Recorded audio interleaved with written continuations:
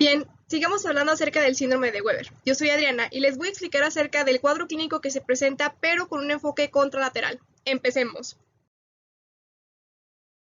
Antes que nada, hay que recordar qué estructuras están afectando. Podemos observar aquí en esta imagen un corte del mesencéfalo a nivel de los colículos superiores. Aquí tenemos la visión y con un color rosado podemos observar qué es lo que se está afectando. Las estructuras afectadas van a ser dos sobre todo. Uno van a ser las raicillas del tercer nervio, como se pueden observar aquí, y otras muy importantes van a ser las vías de las fibras de la vía corticoespinal.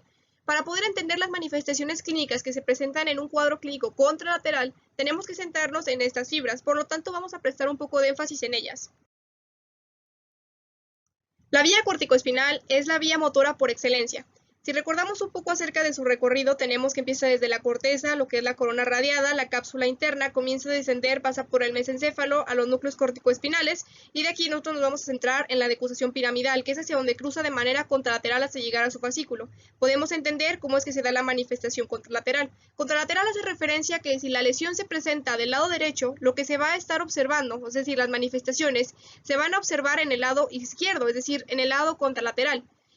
También podemos concluir que es un síndrome de tipo de neurona motora superior, porque la primera neurona antes de esta decusación es la que se está afectando y por lo tanto arroja ciertos signos que vamos a observar a continuación. Número 1, la hipertonía y la espasticidad.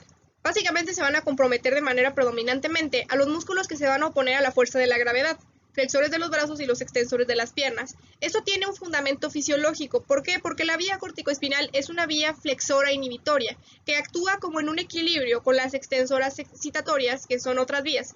Cuando esta vía, que es la vía corticoespinal, se lesiona, se rompe este equilibrio. Por lo tanto, se genera que la persona tenga ciertas manifestaciones donde se presenta una actitud. La actitud se refiere a cómo es que la persona se está proyectando. Va a tener, por lo tanto, miembro superior y miembro inferior comprometido. Miembro superior va a tener el brazo aducido, vamos a tener que hay una pronación del antebrazo y va a haber una flexión en el brazo a sí mismo. Además, la mano y lo que son los dedos van a estar flexionados. Por lo tanto, podemos observar que se ve más o menos la persona de esta forma. En cuanto al miembro inferior, se va a encontrar también comprometido y esta va a estar extendida, pero en cuanto a la pierna va a tener una especie de rotación interna. Todo lo anterior nos va a generar que se manifieste en una marcha. La marcha se le llama que es el tipo de hoz de guadaña porque el pie que está moviendo, que por cierto es con dificultad, se está presentando como de una manera diferente, donde el paciente no camina de una manera normal, arrastra un poco el pie. Continuemos un poco acerca de esto. Por lo tanto, podremos observar una hemiplegia. Recordamos que hemi viene de mitad y plegia significa la incapacidad del movimiento. ¿Por qué? Bueno, recordemos que la vía corticoespinal se encarga de permitir el movimiento voluntario, por lo tanto, al ser contralateral, este movimiento no se va a poder dar.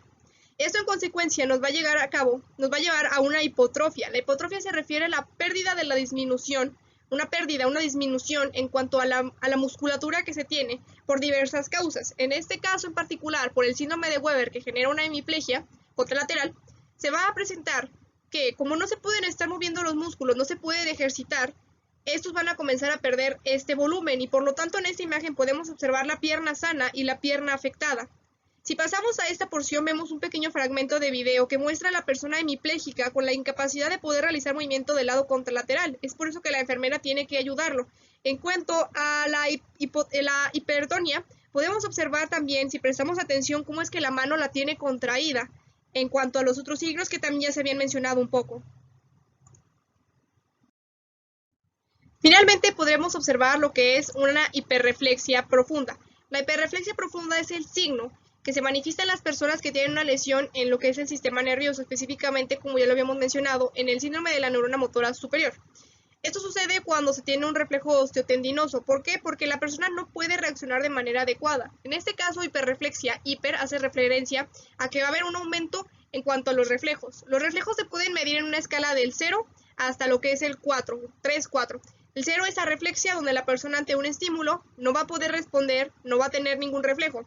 2, 3 es una persona que tiene los reflejos normales en un nivel fisiológico. Y 3 o 4, como se va a poder observar ya en el signo de Babinski, se refiere a que los reflejos van a estar aumentados en gran medida. Esto se da porque como las vías, cuando mandan la señal de que se requiere de hacer cierto movimiento, en este caso vía corticoespinal, no se está dando de manera adecuada, hay una incoordinación y esto es lo que genera básicamente que se presente.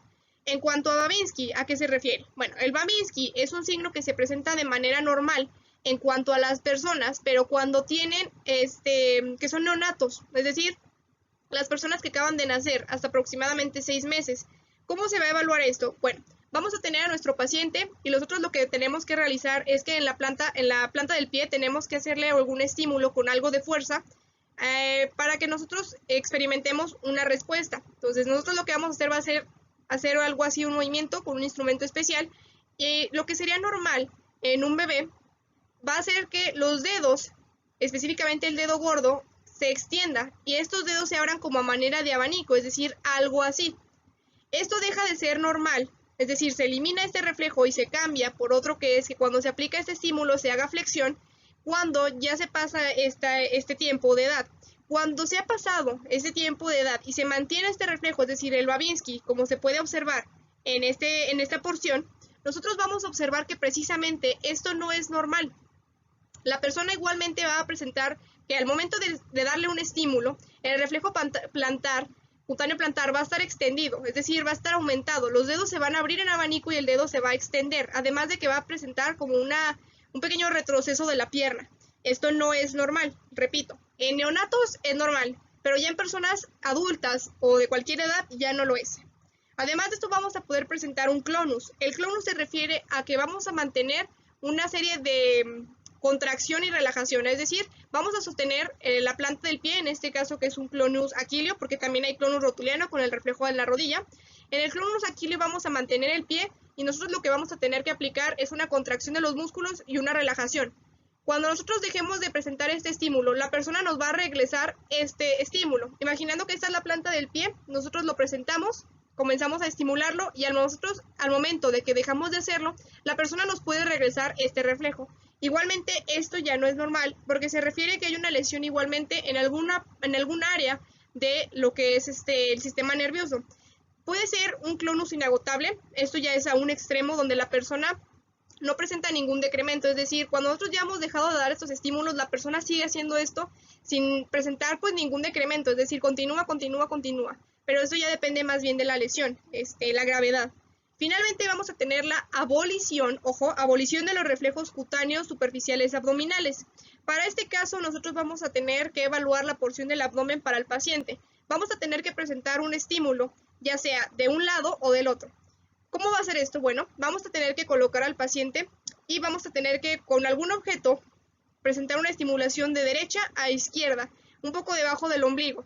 Lo que va a suceder es que el ombligo va a irse a favor de este estímulo, es decir, si yo lo ejecuté del lado de derecha hacia la izquierda, el ombligo se va a mover un poco de la derecha hacia la izquierda. Igualmente si se presenta del lado contralateral, del lado izquierdo hacia el lado derecho, el ombligo va a moverse de la misma forma. Como una pequeña nota, las personas que tienen obesidad van a presentar este reflejo al revés, es decir, si el reflejo fue de derecha a izquierda, el ombligo se va a mover de izquierda a derecha, pero solamente como una nota. En este caso va a haber una abolición de los reflejos. Esto quiere decir que no se van a presentar los reflejos. La persona no va a poder responder ante esto. Bien, antes de concluir me gustaría agregar una pequeña sección que espero que les parezca interesante. Y es un diagnóstico diferencial. En este caso el diagnóstico diferencial va a ser comparándolo con el síndrome de Benedict, ya que el síndrome de Benedict va a presentar unas manifestaciones clínicas muy similares a las del síndrome de Weber, pero no son iguales. Podemos observar aquí el síndrome de Weber marcado con un color rosa la porción afectada y con color verde la porción que se está afectando con el síndrome de Benedict. En el síndrome de Benedict se va a incluir también lo que es el núcleo rojo. El núcleo rojo va a ayudar a permitir perfeccionar los movimientos. Por lo tanto, se va a afectar y cuando se afecta genera un temblor rubral o un temblor de intención. Es decir, que cuando la persona desee tocar algo, tomar algún objeto, va a comenzar a temblar, pero cuando esté de manera estática no lo va a presentar, como podemos observar en este video. Desea tocar los dedos y al momento de querer hacerlo comienza a temblar. Pero si se le pidiera que no quisiera hacerlo, el paciente se va a encontrar normal. Es por eso que comienza a temblar. Por mi parte, esto es todo. Agradezco su atención y espero que les haya parecido interesante esta sección acerca del síndrome de Weber en un enfoque clínico contralateral. Gracias.